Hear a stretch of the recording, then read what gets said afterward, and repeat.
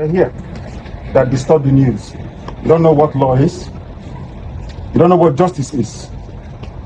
Where's the news agencies of Nigeria? What are they? That's it. You don't know that God is a God of justice. You don't know that. That God in heaven is a God of justice. You don't know that.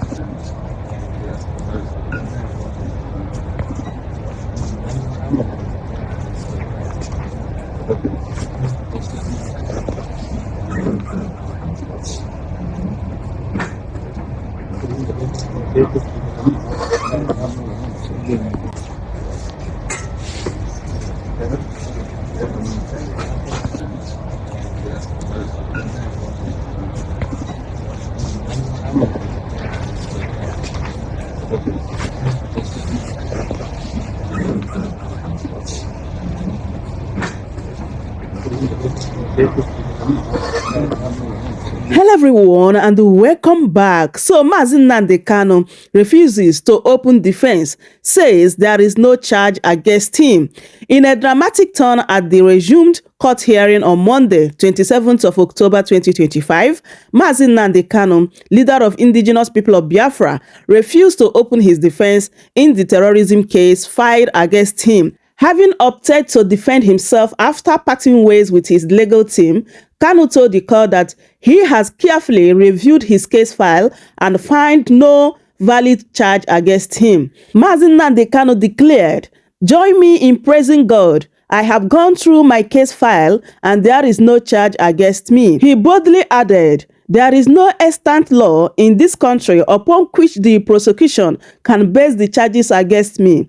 If there is any, let my Lord read it out to me. So I should not enter any defense in a charge that does not exist under the Nigeria law.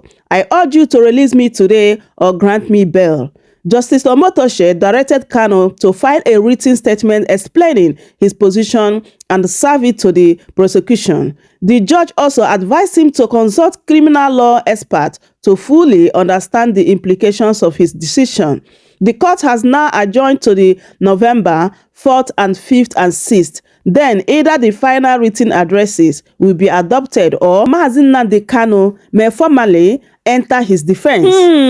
So my people, that is exactly what happened today in the court. So Mazi Nnamdi Kanu is here to open his defense. According to him, he has gone through the file and he found out that there is no charge against him. Mazi Nnamdi Kanu is a man of wisdom. I think this is one of the reasons why Mazi Nnamdi Kanu told his lawyers to step aside, because he has seen that Nigeria government, like they have vowed to convict him. If he opened his defense, it means that those nonsense they charge against him is like he accepted it, right? So let's look at some of the reactions from Nigerians, like what they are saying concerning what happened today in the court. So this person said, "He is wiser than the judge and the prosecutor.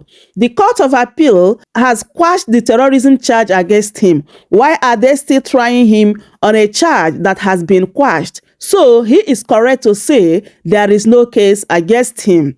And this person said, "Let the court prove he has a case to defend." Even those asking him to open his defense know he has no defense to open.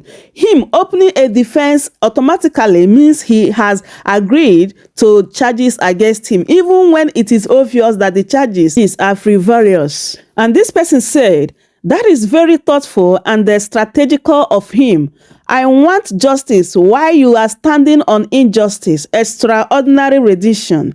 You want court to hear the case while you committed contempt of court by refusing to release him when a court discharged him.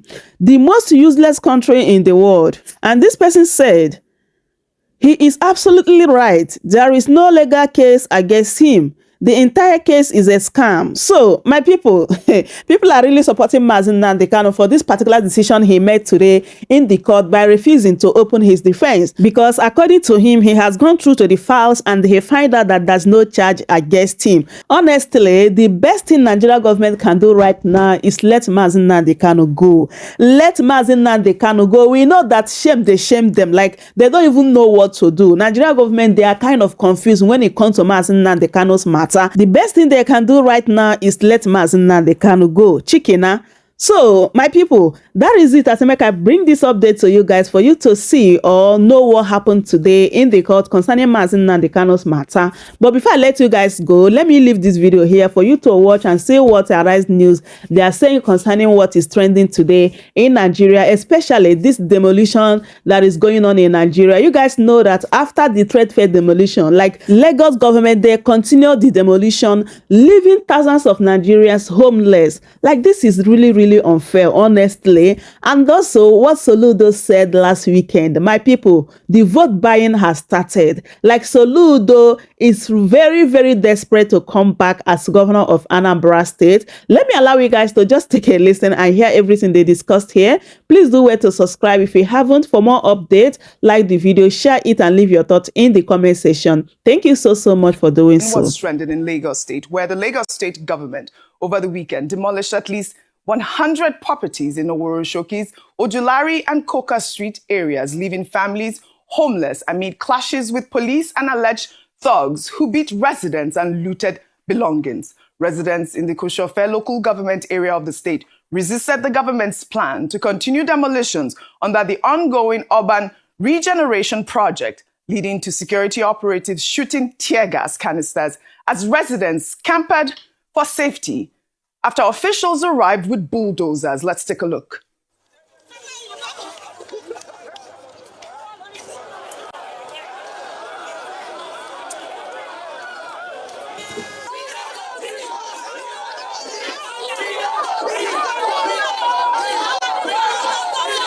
These are the massive resistance by the people of Precious Sea.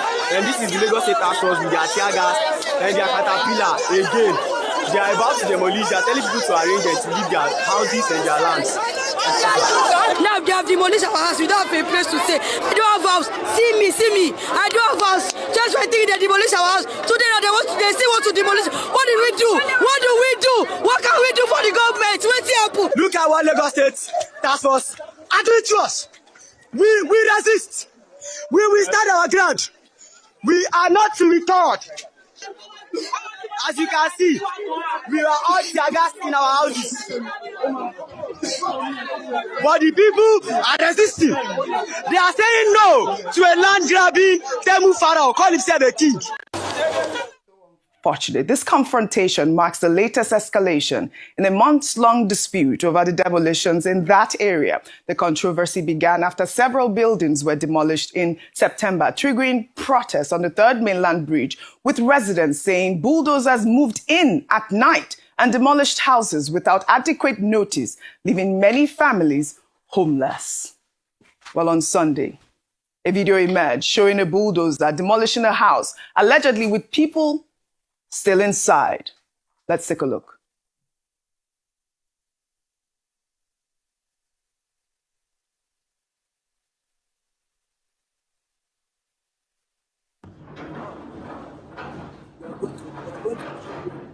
They are going to kill people in the house. They are going to kill people. They are going to kill people. There are people inside their house. There are people inside this house. People will get rich for this area. They don't get them. Don't wish for this area. Tell us to make the engine knock. Well, this operation has drawn widespread condemnation online.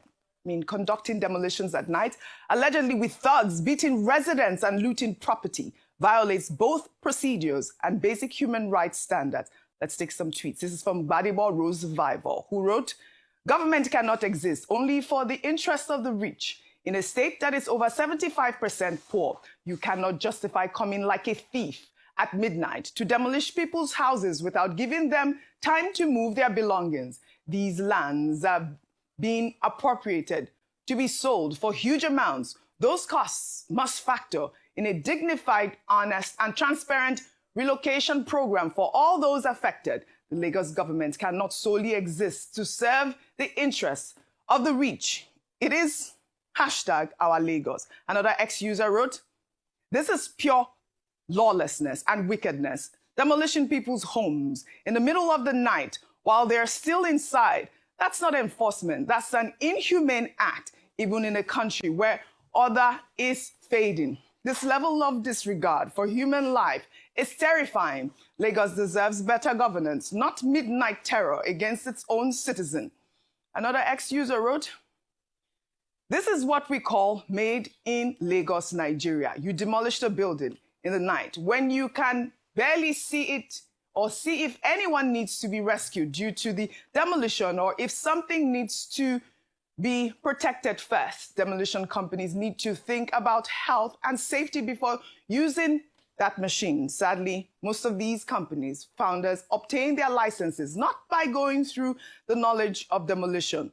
Lagos State government, Babajide Sanwo-Olu, while visiting other great cities, should explore the demolition companies and check how it's done. Health and safety is important. I mean, Dr. Bati, this is huge because it's not just infringing of people's rights. There's also the health hazards associated with demolition a property. But in a swift rebuttal, the Lagos State government or the Lagos State Police Command defended the demolition exercise with public relations officer Abimbola Adebisi denying reports of illegal action and officer misconduct during the exercise. While in an official statement, the police asserted that the demolition carried out by the state government agencies followed all legal processes, stating that official notices were given to occupants over several months and compensation had been paid to those affected. And we're getting reports that some leaders in the community are insisting that no compensation was given to them before this new round of demolitions. As we speak, there are talks of protests that will be going on the third mainland bridge by residents of those that have been affected. Meanwhile, senior advocate of Nigeria and human rights lawyer Femi Falana has accused the Lagos State government of carrying out unlawful demolition in Oworoshoki. Falana stated that the Lagos State High Court had previously issued an interim order to halt further demolitions, but the state government allegedly acted in flagrant breach and contempt, and he argued that the action by the Lagos State government is a mockery of the rule of law. Well, the Lagos State government has defended the action as necessary to remove illegal floodplain structures to prevent flooding, saying it has started compensation payments of up to 300,000 naira to verified claimants, or even more. Well, the government also held a ceremony at the Palace of Oworo Kingdom, supervised by the Lagos State Urban Renewal Agency, to present checks to 79 Oworo community residents. I mean, we have images here, we have pictures to show that the Lagos State government did offer these residents compensation. Dr. Bati, I'd like for you to unpack all the stories. Okay. First of all, the fact that they actually disregarded a Lagos State High Court order, as Femi Falana has said, and demolishing people's property in the middle of the night. Okay, there are many dimensions to this. The legal dimension, the equity dimension, the traditional dimension, the ethnic and political dimension. Let me take them one by one. Now, both Amnesty International and Mr. Femi Falana, SAN, are saying that there is a subsisting court order which says do not demolish these people's houses until the matter before the court has been determined. Now, if it is true that the Lagos State government went ahead to demolish, as Femi Falana, SAN, claims, about 100 houses, then, of course, that is questionable. We expect that our government will respect the rule of law. When matters are pending before courts of law, government should be responsible enough and not engage in the act of impunity of disobeying the court of law. That is the legal part of it. There's also the traditional part of it. The people of Oworoshoki, they are saying, particularly in the Ujulari community, that their Baale is also complicit. You will expect that a traditional ruler would defend the interests of his people. But they are saying that the Baale of Oworoshoki has a case to answer because they claim that he was the one who even invited the police when the people were protesting. And there have been reports of people being brutalized and also being tear-gassed yesterday by the people of the community, on the basis of which the people are now threatening that they will lock down Third Mainland Bridge this morning. I do not think that the people, no matter how aggrieved they may be, should take the laws into their hands and then lock down the Third Mainland Bridge, and other innocent Nigerians who will need to do business between the mainland and the island will now have to suffer for either the negligence of government or the negligence of the Bale of Owuronshuki. The third part of it has to do with how the state government is treating all of this. Tokumba Wahab, who is the commissioner in charge of housing or environment. Environment and water resources. Yes, it was on Arise TV over the weekend, and he said that, look, the government of Lagos State is only acting in line with the law, with environmental regulations. And there is a 2013 law that says that, look, the Lagos State or ruling of the Supreme Court that says that the state government has the right to regulate planning, physical planning, and building structures within its jurisdiction. And that, Owuronshuki, as well as in trade fair, that what you have is that these people have violated the law. And that the Lagos State government is just enforcing the law, removing illegal structures which are constituting a menace to environmental safety in Lagos State. We say that, look, why the law is important, why we say also that the government must respect the rule of law, now government must have a human face. This is the point. The big danger in it is that people are now reading ethnicity and politics into it. When it was the turn of the people at trade fair, the argument was that, oh, Igbos are being targeted in Lagos State, Igbo buildings are being demolished. Now it's Owuronshuki. All right, Dr. Bati, it is Yoruba people. We have limited time, but at the end of the day, you are absolutely right. The fact that the government has to have a human face in this whole thing is the major point. No, but the politics now is that people of Owuronshuki are saying that they voted for APC, that they are APC supporters. Now they are demolishing houses of APC supporters in Owuronshuki. But Tokumba says it's about law. Yeah. It's about regulation. And that people must learn in Lagos State to respect the rule of law. However, it is a question of how the government of Lagos State wants to be remembered. Right.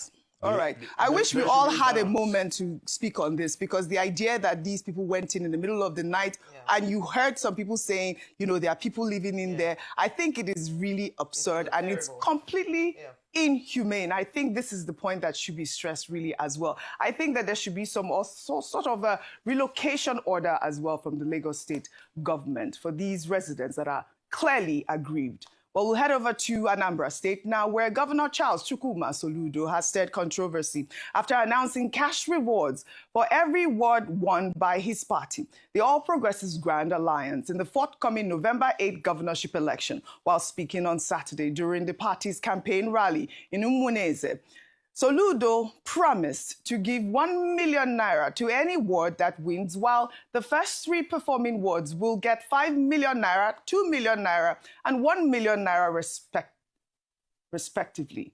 Well, let's take a look before we take some reactions.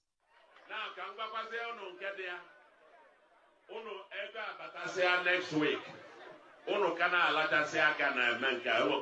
prize. November 8th. November 8th, another challenge. Another challenge. Another challenge. No room banine ward up win. Uno win ran a ward on another 1 million again. Mana no room banine ward up first, they went up 5 million. Ward up second, they went up 3 million. Ward over third again, what about 2 million? After November 8th, can the ward about first get that?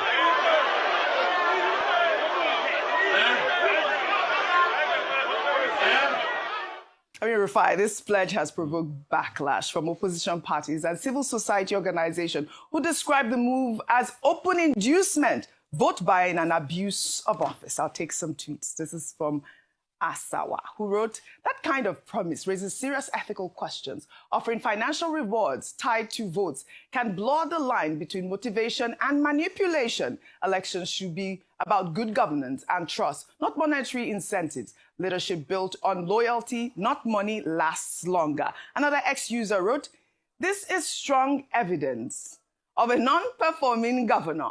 Good governance speaks for itself. You don't need to reward people to deliver your mandate if you're performing. Encouraging vote buying is a sign of failed administration. Shame on this man.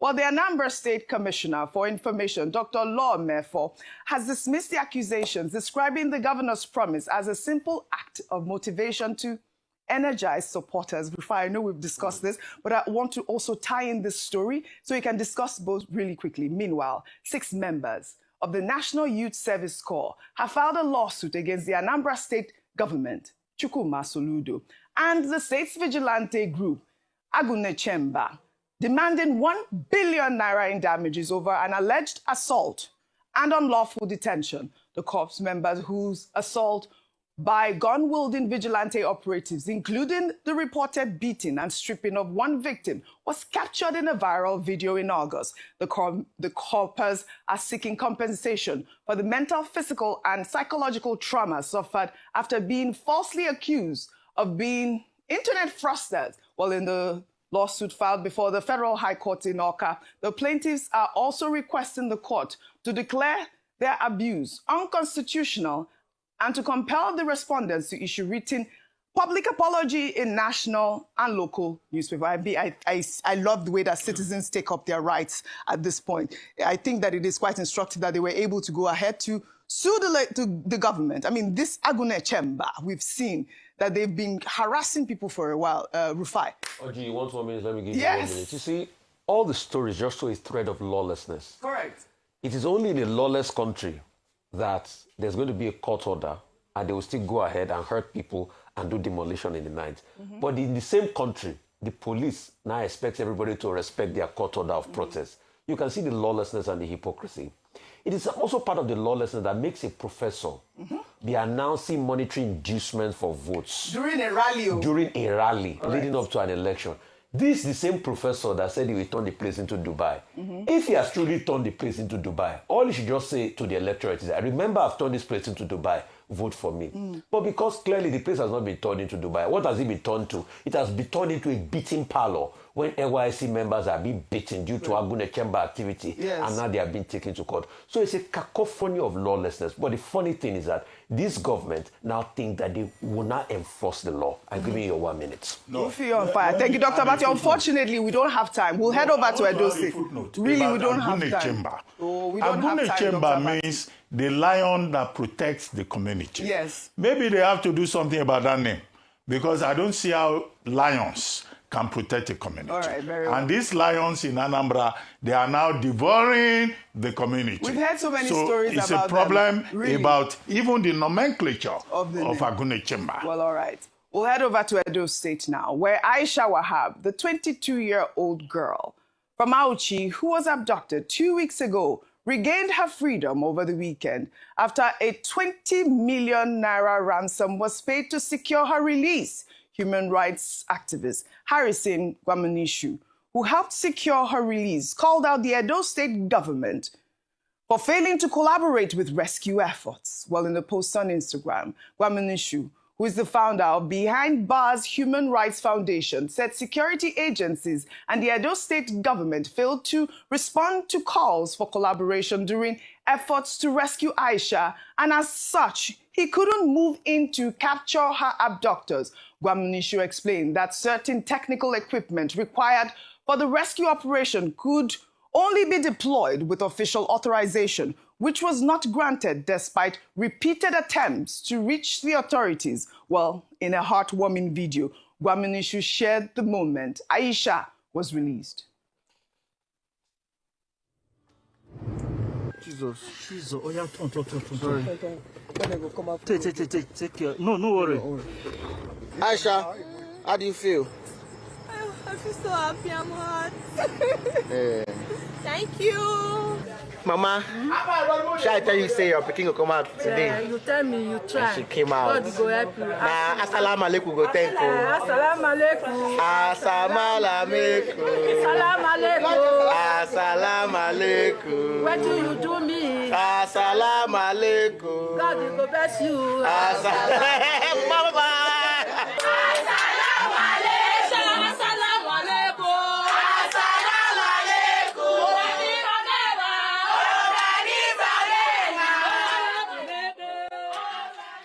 This is so heartwarming. A true patriot, Gwaminishu also confirmed, adding 5 million naira to the 15 million naira reportedly raised. This incident highlights critical gaps in security coordination and government responsiveness to kidnapping cases. I reached out to Gwaminishu himself, and he confirmed that he's now in touch with the Department of State Services for better collaboration. I mean, kudos to the DSS for also reaching out to him. And I'm happy to hear that there's some sort of collaboration with the Department of State Services and Gwaminishu. This is the sort of news that we want to hear. But I mean, calling out the Edo State government. Yeah, a very sad one there. And I hate that we have to politicize lives. Yes. In this instance, Aisha, because the PDP and the APC in the state have been trading words. But the truth has to be said. The Edo State government, despite what Mr. Kasim Afegwa had said to the PDP that they were on top of things with accuracy and equity, did next to nothing in this situation. Yes. In fact, ransom, which has often been said by security agents in Nigeria, was paid in this instance.